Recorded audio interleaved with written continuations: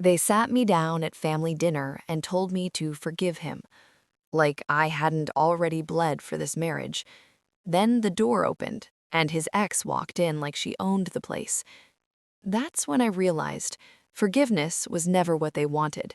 They called it a family dinner, but no one asked what I wanted. The table was set like we were celebrating something. Warm lights, matching plates, food already served. Everything looked perfect in the way things do when they've been rehearsed. His mother smiled first. Not a warm smile, a prepared one. "We just want peace," she said, folding her napkin carefully. "This has gone on long enough." I didn't answer. Silence made people uncomfortable. I'd learned that. His sister cleared her throat. "You've made your point," she added quickly, "but holding on to anger won't fix anything." My husband finally spoke. His hand rested lightly on my knee, fingers pressing just enough to remind me where I was. "I've apologized," he said. "I've owned my mistakes. What else can I do?" Everyone was watching me now. I kept my back straight, my hands were calm. They didn't need to know how much effort that took. "Forgiveness," his mother said softly, "is how families move forward." Families. I looked around the table, at the faces that had... No one moved. The air felt heavier, like the room had shrunk. His ex smiled politely and took the empty chair without waiting to be offered one. She crossed her legs, relaxed. Too relaxed for someone who was supposedly just visiting. "I didn't mean to interrupt," she said lightly. "I just thought it would be nice to clear the air." Clear the air. No one corrected her. That mattered. My husband finally spoke. "What are you doing here?" His tone was sharp, but his body betrayed him. He didn't look at her. He didn't look at me either. His mother answered instead. "I invited her," she said. "We're all adults. There's no reason to make this awkward." Awkward. The ex laughed softly. "Exactly. No hard feelings." She looked at me when she said it. Not apologetic, curious. Conversation tried to restart. Plates shifted, someone mentioned work, someone else asked about traffic. Then she leaned forward slightly and said, almost casually, "I'm glad you finally found the charger. You were always misplacing it." My fingers stopped moving. That charger had gone missing 3 days ago. I hadn't told anyone. Not his mother, not his sister, not even him. I looked at my husband. He stared at his plate. "Oh," his sister said quickly, laughing too loud. Silence stretched until it became uncomfortable. My husband stood up suddenly, chair scraping the floor like noise could save him. "This is getting ridiculous," he said, forcing a laugh. "You're twisting things." I stayed seated, calm, still. "Then untwist them," I said. The ex shifted in her chair. "I didn't mean anything by it," she said quickly. "I just remember things." "From when?" I asked. She hesitated. "From before," she said. "Before when?" I pressed. My husband stepped in fast. "Enough. You're interrogating her." Interrogating. Another word meant to make me sound unstable. His sister jumped in. "Can you please stop turning dinner into a courtroom?" I nodded once. I didn't bring evidence to dinner. She did. Everyone looked at the ex. She smiled nervously. "I don't know why you're doing this." I placed my phone on the table, screen down. "You said I still use the same passcode." Her eyes flicked to my husband. "Yes," she said. "I mean, you used to." "Which one?" I asked. Her mouth opened. Nothing came out. My husband exhaled sharply. "You're setting traps now." "No," I said quietly. "I'm letting her talk." He rubbed his forehead like I was exhausting. "Okay, fine. She came by once to drop something off." Once. Tonight it had been never. Earlier it was last week. My husband tried to end it with movement. He reached for the plates, standing halfway like he was about to clear the table. "Everyone's tired," he said. "Let's eat and move on."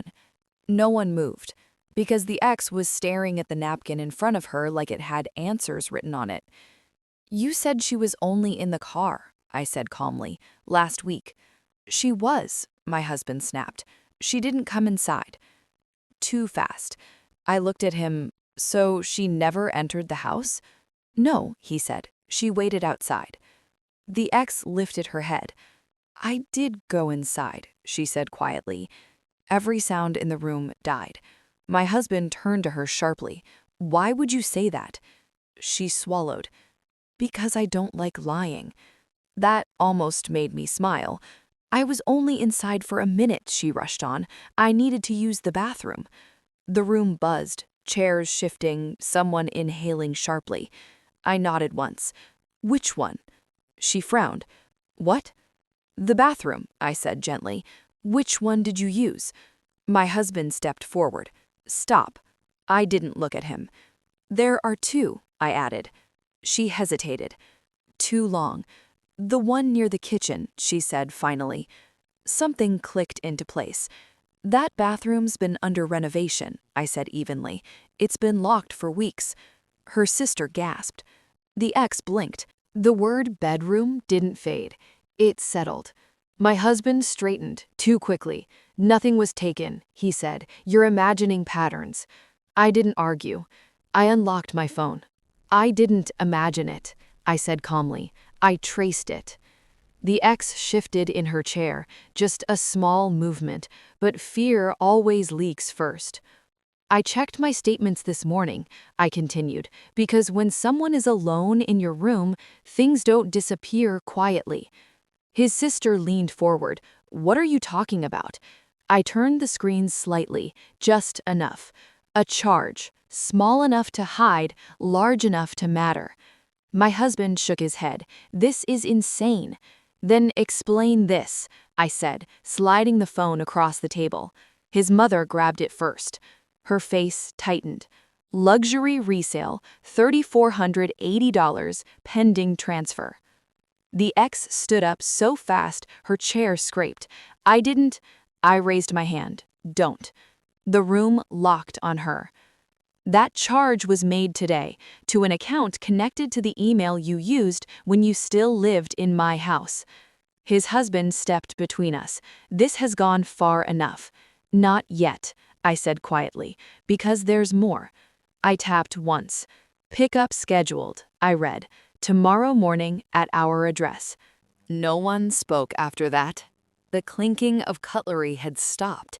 Even the hum of the lights above us felt too loud, like the room itself was waiting for permission to breathe. My husband was the first to recover. He straightened his jacket, smoothing it down like appearance could fix what words no longer could. You've made your point, he said. Dragging this any further is unnecessary. Unnecessary. I looked at him and almost smiled. I didn't come here to make a point. I came here because you asked me to forgive you. His mother stood abruptly. And you've humiliated everyone instead. I stayed seated, back straight, hands relaxed. Humiliation, I said slowly, usually happens when the truth comes out in front of people who helped hide it. His sister shook her head. You're being dramatic. I turned to her. Did you know he gave her my jewelry? She opened her mouth, then closed it. I didn't think so, I said quietly. The ex sat frozen, mascara streaked now, hands clenched in her lap like she was holding on to something already gone. My husband leaned closer, lowering his voice. You're overreacting, he hissed. Most women would be grateful I stayed. That was it. Not the worst thing he'd done, just the clearest. I looked at him, really looked, and for the first time all night, I felt nothing. So when everyone begged me to forgive you, I said, letting my voice carry, what exactly was I supposed to forgive? No one answered. Not his mother, not his sister, not the woman he replaced me with. Because forgiveness requires honesty, and there was none left to give. My husband's voice dropped. Suddenly, I didn't go far. I sat in my car for a full minute, hands resting on the steering wheel, letting the silence replace the noise from that table. My phone buzzed once, then again. I didn't look. Inside that house, they were scrambling. I knew the pattern: first anger, then fear, then damage control. I checked my phone. 3 missed calls from my husband. 1 message from his sister. Can we talk? I didn't reply. Instead, I opened the Notes app and typed something I had never written before: exit plan. Because forgiveness wasn't what they were really asking for. They were asking me to stay. I drove to the apartment I'd kept in my name before the marriage, the one he said we didn't need anymore, the one he never bothered to remember the layout of. I unlocked the door and stepped inside. The silence felt earned. That's when I saw it. The drawer in the hallway console was open, just a few inches. I hadn't left it that way. I pulled it out slowly. My passport. Gone. Not misplaced, not forgotten, gone. I sat down on the edge of the couch and let the meaning settle. Jewelry could be replaced, money could be traced, but a passport? That wasn't theft. That was control. My phone rang again. This time, I answered. "Where are you?" my husband asked. His voice was tight now, careful. "I went somewhere safe," I said. The lawyer didn't sound surprised. That was the first thing that calmed me. When I told her about the dinner, the ex, the jewelry, the passport, she didn't interrupt. She just listened, then said one sentence that made everything real: "Do not go back alone." By morning, my husband's tone had changed. No anger, no threats, just softness. "I found your passport," he texted. "It was misplaced. Come get it. Let's talk like adults." Misplaced. Like trust. Like respect. I agreed to meet him, but not at the house. We met at a cafe with glass walls and people everywhere. My lawyer arrived first. My husband came 10 minutes later, passport placed carefully on the table like an offering. "You didn't have to make it so public," he said gently. "Families forgive. They move on." I didn't touch the passport. "Families don't invite exes into bedrooms," I replied. His jaw tightened. "You're still stuck on that?" "I'm stuck on the pattern," I said, "and on the fact that everyone asked me to forgive without asking you to explain." He leaned forward. "What do you want?" There it was. Not "I'm sorry," not "I lied." What do you want? "I want my life back,"